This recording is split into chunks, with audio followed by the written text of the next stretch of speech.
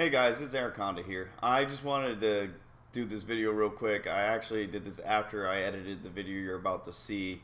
Unfortunately, I tried recording the audio in a separate file and the file that I used got corrupted. So you're listening to the mic that's on my GoPro. So I apologize for the poor audio quality. I'm actually in the work. I'm making sure that doesn't happen for future videos. So I just want to let you guys know that before you get started in the video.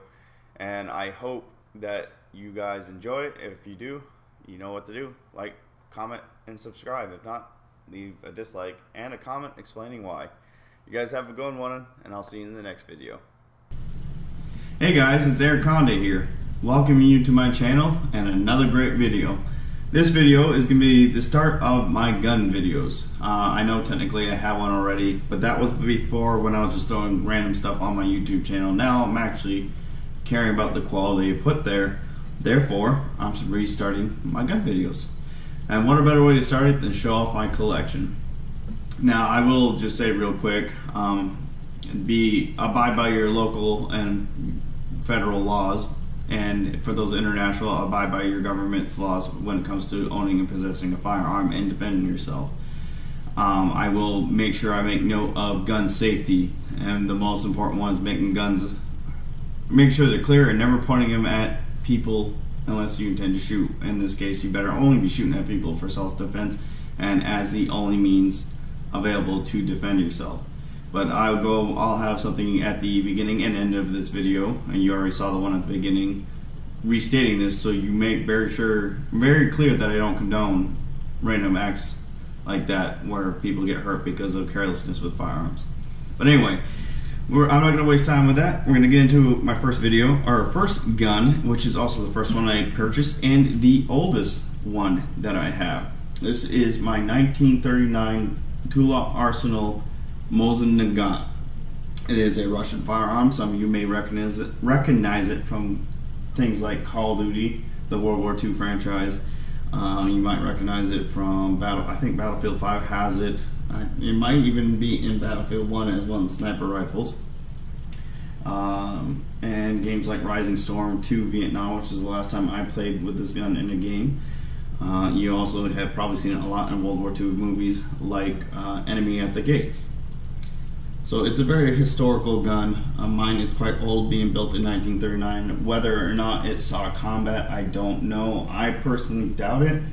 It is beat up, but it looks in good enough condition to where it did not see combat unless the owner of this particular firearm took very good care of it. This gun is actually still used in some countries, countries that aren't as developed as others. So it's still an effective weapon. It was quite accurate. It kicks like a mule. It has a metal butt plate at the back end of this gun that adds to the pain when you get the recoil. It shoots a 7.62 by 54R, which is very close to the 308, which is a 7.62 by 51. The difference is the R means it's rimmed. Technically, I know some people argue, oh, bullets are rimmed, but there's a dip before the rim. In this case, the bullet shell the thickest part goes all the way back to the rim, and the rim sticks out further than the rest of the shell. And that's what the extractor on, let me make sure this gun is clear. It's clear. That's what the extractor on this bolt is used for, is to take out that round, and it needs that rim to do so.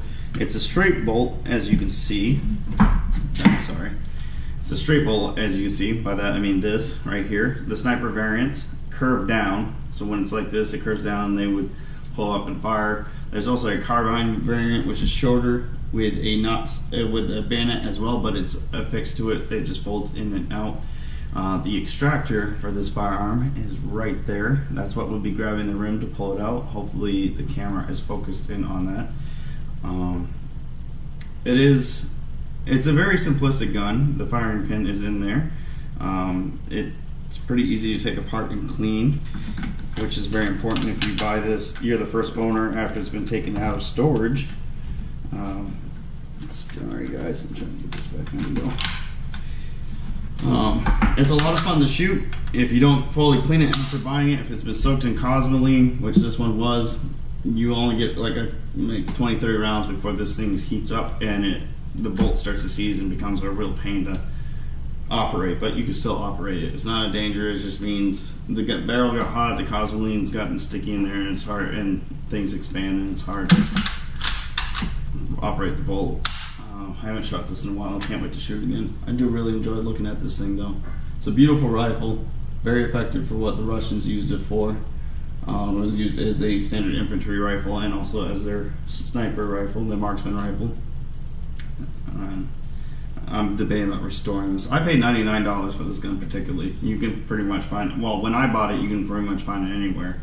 I know they've become a little scarce because the ban that Obama put on firearms coming from Russia. I don't know if that's still in effect or is still a case to find.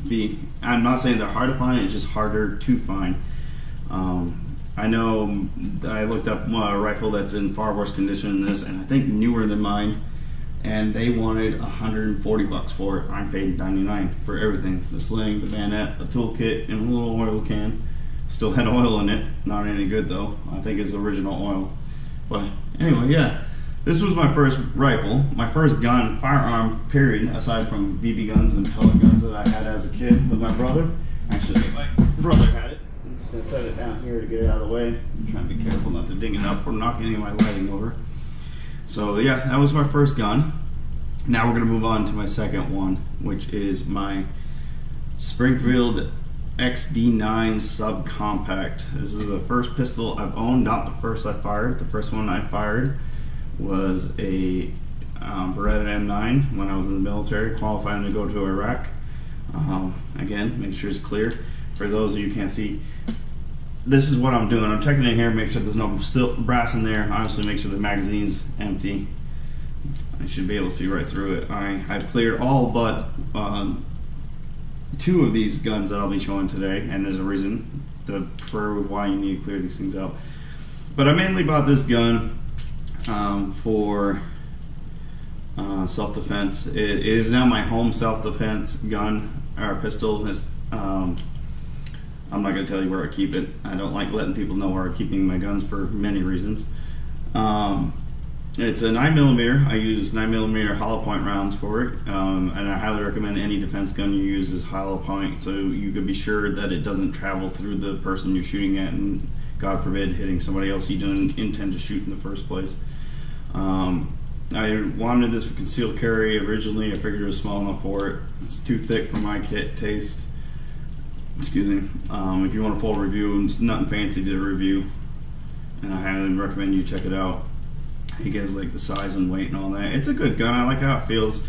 My hands are small, but as you can see, my pinky still hangs down below there. I have the extended mag for this particular gun. And I also have the standard mag for it.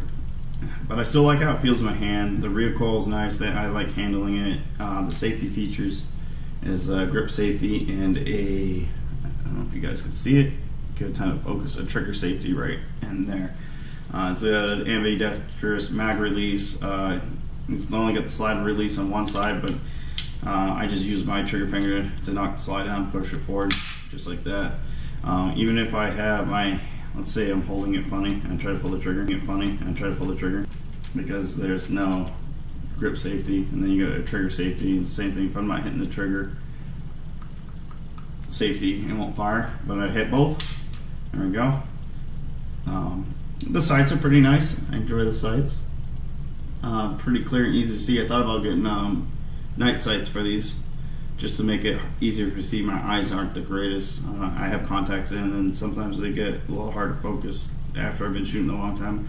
And I know that's the case for a lot of people. Even if you don't use contacts, the eye strain isn't real.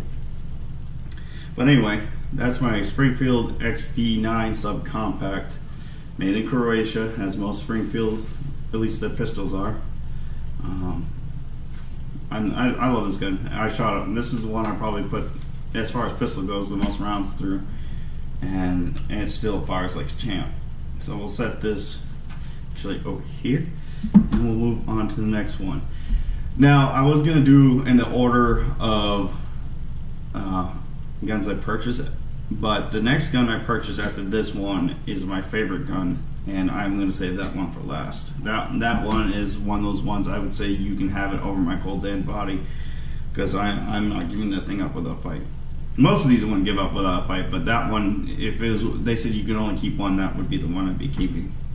So the next firearm I purchased after that, actually, if you guys bear with me, I gotta get it. It is currently laying on the floor, as my desk space is very small and already crowded, because I felt like decorating it for you guys. So if you bear with me for just 1 second, I will go ahead and grab that for you guys. Hey guys, I hope you enjoyed this video. I thought about doing something along the lines I did with the Jeep Wrangler build, showing off all my guns in one massive video, but it looks like it's going to take over 30 minutes to do, and I have too many videos like that on my channel, so I kind of like having this broken up into probably a 4-part series. So keep an eye out for those. Each one should be no more than 10 minutes, maybe a little over. So if you like what you see and want to see more, click that subscribe button down below. Leave a like, and then leave a comment for any questions you have for anything I have in this video. If you want to know more about the guns I own or what I have on them or the builds I did, feel free to let me know below. I do plan on uploading the next video for this series on Thursday, so keep an eye out for that. If you guys, like I said, have any questions, let me know in the comments below. But otherwise, until then, I'll see you guys in the next video.